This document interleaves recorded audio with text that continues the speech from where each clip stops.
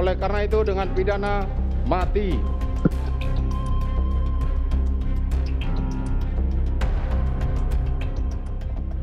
Mahkamah Agung menganulir vonis mati Verdi Sambo dalam kasus pembunuhan berencana Brigadir Yosua Huta Barat menjadi seumur hidup.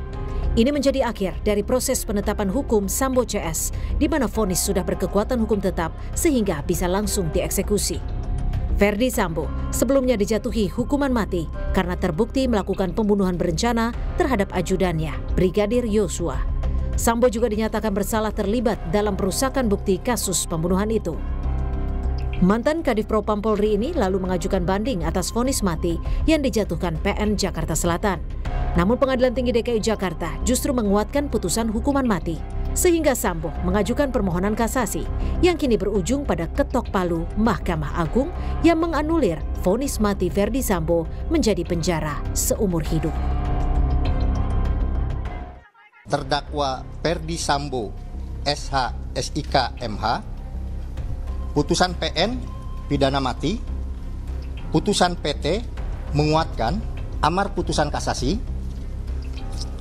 tolak kasasi penuntut umum dan terdakwa dengan perbaikan kualifikasi tindak pidana dan pidana yang dijatuhkan, menjadi melakukan pembunuhan berencana secara bersama-sama dan tanpa hak melakukan tindakan yang berakibat sistem elektronik tidak bekerja sebagaimana mestinya yang dilakukan secara bersama-sama. Pidana penjara seumur hidup. Keterangan P2 dan P3 dissenting opinion, DO.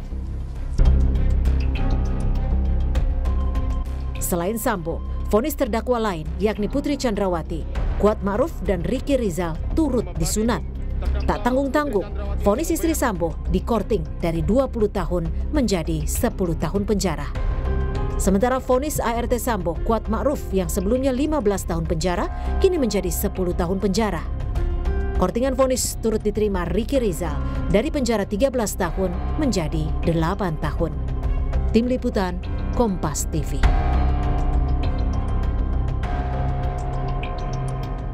Kita akan bahas bersama Prof. Hipnu Nugroho, Guru Besar Fakultas Hukum Universitas Jenderal Sudirman. Selamat malam, Prof. Hipnu. Selamat malam, Mbak. Prof, apa sebenarnya sih pertimbangan hakim kemudian menganulir vonis mati dari PN Jaksel yang juga dikuatkan oleh Pengadilan Tinggi? Saya rasa ini adalah pertanyaan besarnya. Iya, jadi begini, memang agak aneh ya, karena pertimbangan putusan tadi yang dibacakan oleh juru bicara tadi adalah menolak dan mengadili sendiri terhadap yang tadinya, kan gini Mbak, kita teorinya dulu, pengajuan kasasi itu ada satu cara mengadili, cara menerapkan, ataukah putusan melalui wewenangnya. Jadi memang melihat dari aspek yuridis. Jadi judek juris istilahnya kalau anak mau hukum. Kalau yang kemarin judek faksi. Nah, kalau melihat data tadi, sepertinya kok bukan juris ya, tapi fakta. Nah ini kayaknya putusan ini agak menjadikan trouble ya. Trouble artinya bertentangan sekali. Kalau memang itu bersama-sama, ada kehendak sama, berarti hukumannya tidak ringan dong. Kan gitu kan. Kan pertanyaan kemarin kan turut serta itu karena adanya suatu hubungan kekuasaan, hubungan atasan, relasi. Kan gitu kan Mbak kemarin, relasi. Betul, itu bisa kuasa. karena ketakutan, relasi kuasa menjadi rendah. Tapi kita kan bersama-sama, berarti ada kehendak yang sama. Kalau kehendak sama berarti niatnya sama. Niatnya sama berarti hukumannya ya tinggi kan gitu. Kenapa rendah? Ini saya kira menjadi problem nanti dalam eksaminasi kita sebagai masyarakat akademisi. Oleh karena itu ya kalau seperti yang disampaikan tadi kayaknya bertentangan sekali dengan apa yang disampaikan di dalam putusannya. Sehingga lebih ke arah logika lebih baik pada PN apalagi PT. Menguatkan, itu Mbak arahnya, sehingga putusannya tetap sama. Kalau ini kan menjadikan bersama-sama, tapi hukumannya dikurangkan, aneh, kan gitu loh. Karena di dalam bersama-sama itu berarti ada kehendak sama, ada suatu kehendak sama, kemauan yang sama.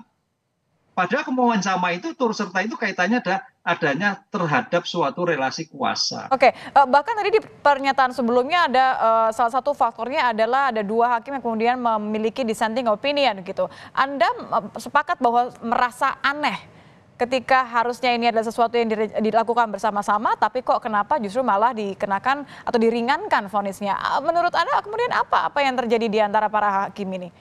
Ya, dissenting opinion tadi 2 hakim menyatakan pidana mati, 3 hakim menyatakan seumur hidup. Jadi kalau kita ambil pilihan suara, menang yang seumur hidup. Kan itu, Mbak. Oleh karena itu suatu yang sangat menarik sekali perubahan hukuman ini gitu. Tapi begini, Mbak, itu kalau kita lihat keadilan.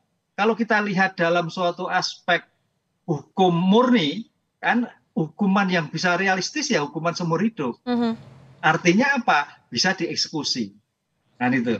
Kan hukum itu harus selesai. Pertanyaannya, Mbak, kalau pidana mati, kapan eksekusi mati? Indonesia itu ada ratusan pidana mati, tapi tidak dieksekusi. Tidak mati-mati, Mbak, khusus narkotika. Ini juga. Tapi kalau seumur hidup, bisa langsung dieksekusi. Artinya, dalam aspek hukum selesai.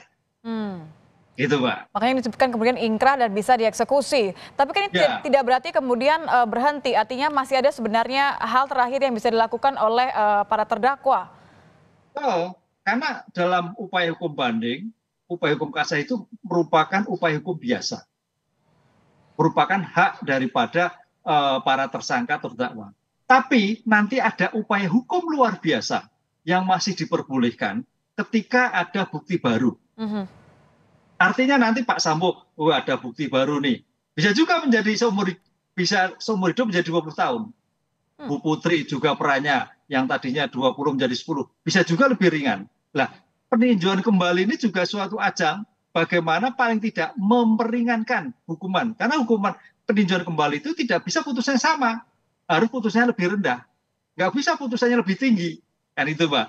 Ini yang saya kira masih diupayakan Kuat Ma'ruf, Ricky Rizal, Bu Putri, Sambo mengajukan peninjauan kembali. Sepanjang ada bukti baru atau istilah novum.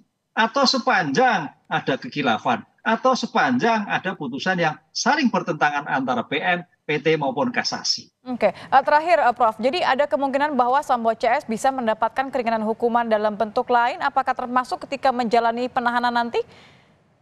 Ya, kalau Pak Sambo nggak bisa, karena seumur hidup. Seumur hidup itu seumur hidup di lembaga pemasyarakatan.